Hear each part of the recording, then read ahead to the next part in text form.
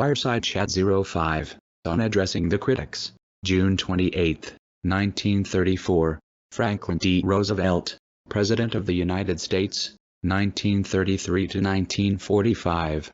Transcript. It has been several months since I have talked with you concerning the problems of government. Since January, those of us in whom you have vested responsibility have been engaged in the fulfillment of plans and policies which had been widely discussed in previous months. It seemed to us our duty not only to make the right path clear but also to tread that path.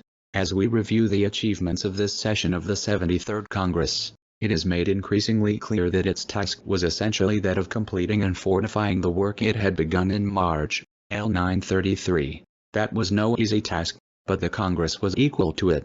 It has been well said that while there were a few exceptions, this Congress displayed a greater freedom from mere partisanship than any other peacetime Congress since the administration of President Washington himself. The session was distinguished by the extent and variety of legislation enacted and by the intelligence and goodwill of debate upon these measures.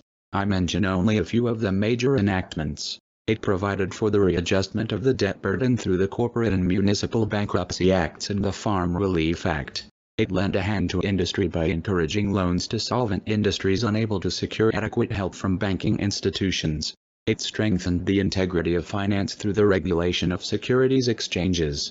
It provided a rational method of increasing our volume of foreign trade through reciprocal trading agreements. It strengthened our naval forces to conform with the intentions and permission of existing treaty rights. It made further advances towards peace in industry through the Labor Adjustment Act.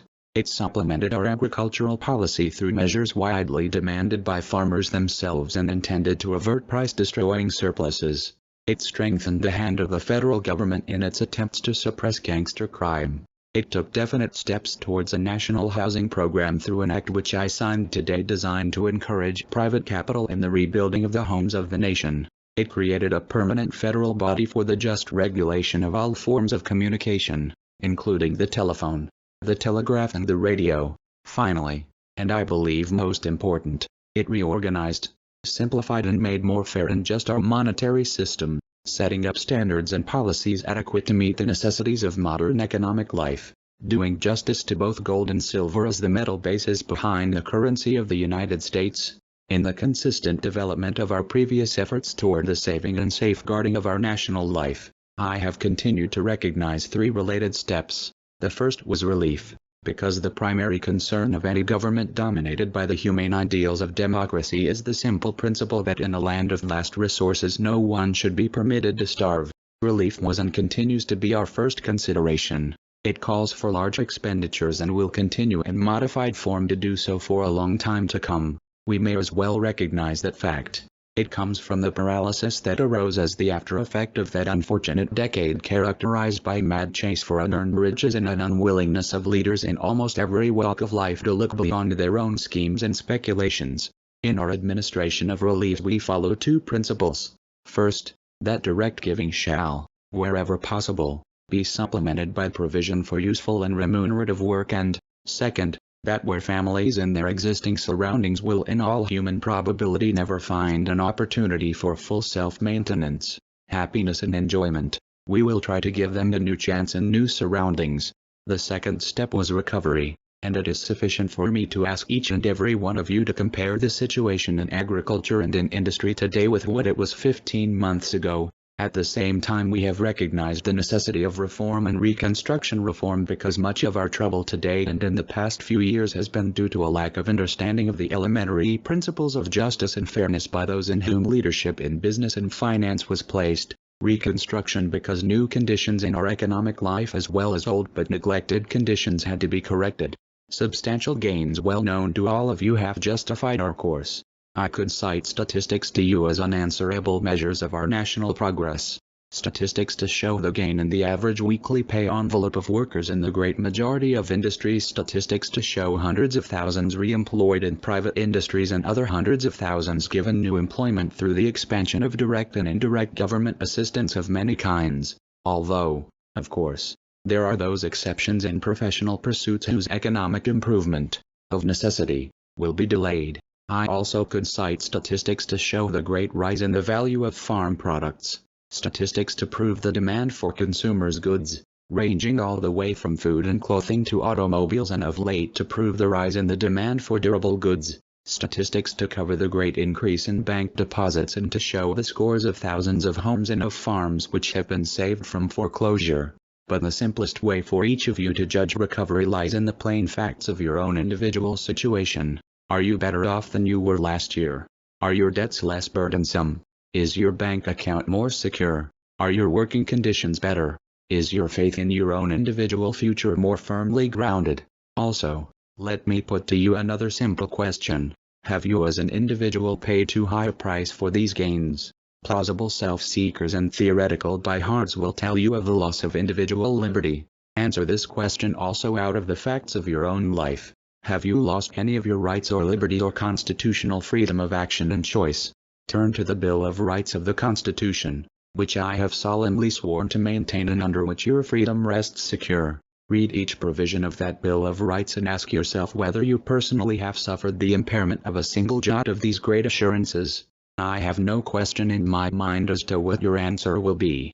The record is written in the experiences of your own personal lives. In other words, it is not the overwhelming majority of the farmers or manufacturers or workers who deny the substantial gains of the past year. The most vociferous of the doubting Thomases may be divided roughly into two groups. First, those who seek special political privilege, and, second, those who seek special financial privilege. About a year ago I used as an illustration the 90% of the cotton manufacturers of the United States who wanted to do the right thing by their employees and by the public but were prevented from doing so by the 10% who undercut them by unfair practices and un-American standards. It is well for us to remember that humanity is a long way from being perfect, and that a selfish minority in every walk of life, farming, business, finance, and even government service itself, will always continue to think of themselves first and their fellow beings second. In the working out of a great national program which seeks the primary good of the greater number, it is true that the toes of some people are being stepped on and are going to be stepped on, but these toes belong to the comparative few who seek to retain or to gain position or riches or both by some shortcut which is harmful to the greater good. In the execution of the powers conferred on it by Congress, the administration needs and will tirelessly seek the best ability that the country affords. Public service offers better rewards in the opportunity for service than ever before in our history. Not great salaries, but enough to live on. In the building of this service there are coming to us men and women with ability and courage from every part of the Union. The days of the seeking of mere party advantage through the misuse of public power are drawing to a close. We are increasingly demanding and getting devotion to the public service on the part of every member of the administration. High and low, the program of the past year is definitely in operation, and that operation month by month is being made to fit into the web of old and new conditions.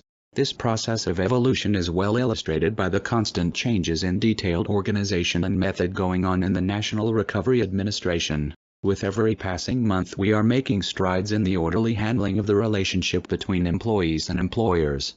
Conditions differ, of course, in almost every part of the country and in almost every industry. Temporary methods of adjustment are being replaced by more permanent machinery and, I am glad to say, by a growing recognition on the part of employers and employees of the desirability of maintaining fair relationships all around. So also, while almost everybody has recognized the tremendous strides in the elimination of child labor, in the payment of not less than fair minimum wages and in the shortening of hours, we are still feeling our way in solving problems which relate to self-government in industry, especially where such self-government tends to eliminate the fair operation of competition. In this same process of evolution we are keeping before us the objectives of protecting on the one hand industry against chiselers within its own ranks, and on the other hand the consumer through the maintenance of reasonable competition for the prevention of the unfair skyrocketing of retail prices. But, in addition to this immediate task, we must still look to the larger future. I have pointed out to the Congress that we are seeking to find the way once more to well-known, long-established but to some degree forgotten ideals and values. We seek the security of the men, women and children of the nation. That security involves added means of providing better homes for the people of the nation. That is the first principle of our future program. The second is to plan the use of land and water resources of this country to the end that the means of livelihood of our citizens may be more adequate to meet their daily needs. And, finally, The third principle is to use the agencies of government to assist in the establishment of means to provide sound and adequate protection against the vicissitudes of modern life. In other words, social insurance. Later in the year I hope to talk with you more fully about these plans. A few timid people, who fear progress, will try to give you new and strange names for what we are doing. Sometimes they will call it fascism, sometimes communism, sometimes regimentation, sometimes socialism. But, in so doing, they are trying to make very complex and theoretical something that is really very simple and very practical. I believe in practical explanations and in practical policies. I believe that what we are doing today is a necessary fulfillment of what Americans have always been doing, a fulfillment of old and tested American ideals. Let me give you a simple illustration. While I am away from Washington this summer, a long-needed renovation of an addition to our White House office building is to be started. The architects have planned a few new rooms built into the present all-too-small one-story structure. We are going to include in this addition and in this renovation modern electric wiring and modern plumbing and modern means of keeping the offices cool in the hot Washington summers. But the structural lines of the old executive office building will remain. The artistic lines of the White House buildings were the creation of master builders when our republic was young. The simplicity and the strength of the structure remain in the face of every modern test. But within this magnificent pattern, the necessities of modern government business require constant reorganization and rebuilding. If I were to listen to the arguments of some prophets of calamity who are talking these days, I should hesitate to make these alterations. I should fear that while I am away for a few weeks the architects might build some strange new Gothic tower or a factory building or perhaps a replica of the Kremlin or of the Potsdam Palace. But I have no such fears. The architects and builders are men of common sense and of artistic American tastes. They know that the principles of harmony and of necessity itself require that the building of the new structure shall blend with the essential lines of the old. It is this combination of the old and the new that marks orderly, peaceful progress. Not only in building buildings but in building government itself. Our new structure is a part of and a fulfillment of the old. All that we do seeks to fulfill the historic traditions of the American people. Other nations may sacrifice democracy for the transitory stimulation of old and discredited autocracies. We are restoring confidence and well-being under the rule of the people themselves. We remain, as John Marshall said a century ago, emphatically and truly, a government of the people. Our government in form and in substance, emanates from them. Its powers are granted by them, and are to be exercised directly on them, and for their benefits. Before I close, I want to tell you of the interesting pleasure with which I look forward to the trip on which I hope to start in a few days. It is a good thing for everyone who can possibly do so to get away at least once a year for a change of scene. I do not want to get into the position of not being able to see the forest because of the thickness of the trees. I hope to visit our fellow Americans in Puerto Rico, in the Virgin Islands, in the Canal Zone and in Hawaii. And, incidentally, it will give me an opportunity to exchange a friendly word of greeting to the presidents of our sister republics, Haiti, Colombia and Panama. After 4 weeks on board ship, I plan to land at a port in our Pacific Northwest, and then will come the best part of the whole trip, for I am hoping to inspect a number of our new great national projects on the Columbia, Missouri and Mississippi rivers, to see some of our national parks and, incidentally, to learn much of actual conditions during the trip across the continent back to Washington. While I was in France during the war, our boys used to call the United States God's country. Let us make it and keep it God's country.